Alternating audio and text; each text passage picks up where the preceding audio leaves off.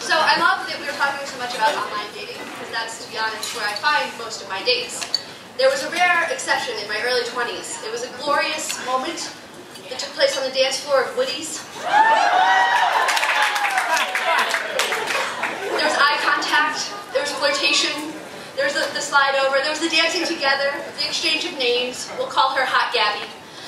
There was the dancing. There was a little making out, which my friends were very upset about because it was not proper somehow. But it never amounted to anything. There was an ex-girlfriend involved. It didn't really pan out. So I was back to the online dating.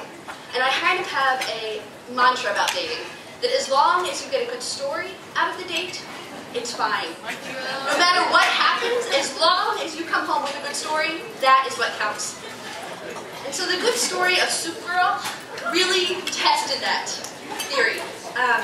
Soup Girl, actually, we had a very normal first date. It was coffee. She was cute, short in like a Harry Potter kind of way. Long, stripy scarf and glasses. Charming, if socially awkward, which is sometimes charming in my book. And so we decided on a second date, and we were going to be traditional and do dinner and a movie, and I was a little excited, and I put on, you know, the chunky boots with the big heels and the Argyle socks, and, you know, she shows up with her guitar on her back, which I didn't understand. And the first thing she says to me is, "You're tall." And it was really pretty much downhill from that there. We went to the noodle house in an old city, and we're having noodles, and she's having soup. And we make our order, and we start the casual conversation that you do on your second date. I learned that she collects bottle caps. And I ask about bottle cap collecting. Apparently she collects the souvenir type style. You know, she has some from South America. She has some from California.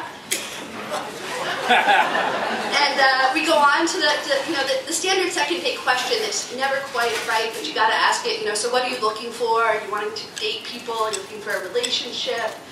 And I tried to be like casual and smooth about it, but it didn't work because she stood up and ran to the bathroom instead of answering the question. Our food came, which was good, and I was eating my noodles, and she was eating her soup. But instead of eating it with, you know, like a utensil, she decided to eat it with her hands. And so she would plunge her hand into the soup and extract a dumpling and then eat the dumpling. It was just absolutely disgusting. Like, you don't know where to look when this is happening. You're looking at the ceiling and you're looking at the floor. And she's tearing off bits of her paper napkin to wipe her hand. Little pieces of the napkin, though, like not actually using the whole nap. We finished dinner. And there's still a movie to go to, and the movie doesn't start for an hour. So we walk over to Franklin Fountain, and it's cold, and it's November, and the streets are icy, but we go to Franklin Fountain, and I ordered my sundae, which is like a little happy place for me, because the rest of the night was great.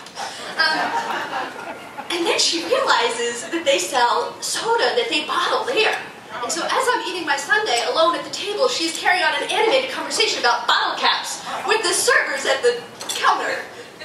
And then it's time for the movie.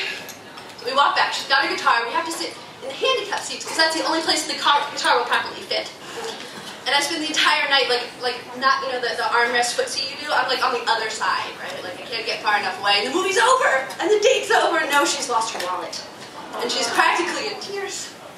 And so I am a nice person, like despite what the story may indicate, I'm a nice person, and so I'm going to help her find it because I'm a good finder. And we go back to the box office, and we go back to the restaurant, and it's at Franklin Fountain. We set out for Franklin Fountain. At this point, she has a six-pack of soda with her and the guitar, and we're walking to Franklin Fountain, and she slips, and she falls, and she breaks her foot. And the date's not over. We find her wallet, and not being a schlep, I say, yes, I will give you a ride home because I have a car and you're on the bus. And as I'm helping her into her house, I notice that her roommate's really cute, which is a shame because I'm never going to talk to this woman again. And so we get there. Fast forward 6 weeks later, I haven't spoken with her. I'm at the season premiere of The L Word. This was really exciting. We're sisters. And I'm there with my straight and very good friend, Jane. And so Soup Girl comes over just kind of doing like a little tap dance thing to show me her foot's all better. And I'm like, wait. I'm like, Jane, this is Soup Girl. Soup Girl, this is Jane. And Soup Girl gets the message. I don't actually call her Soup Girl, don't worry. I use her real name. And that you know, was this great. I felt like closure had been accomplished with that, right? I didn't need to ever see this person again. She understood that I was happily engaged with Jane, my good friend from college. And I wish that the story ended there, but it didn't, because maybe 6 months to a year later, I'm with my best friend, and we're going out to amateur lesbian strip night. And I'm really excited because we haven't been in a couple months. And we walk in, and guess who's there? Hot Gabby. Gabby is totally there. And she's there with, yeah, she's there with her roommate. She's there with Soup Girl.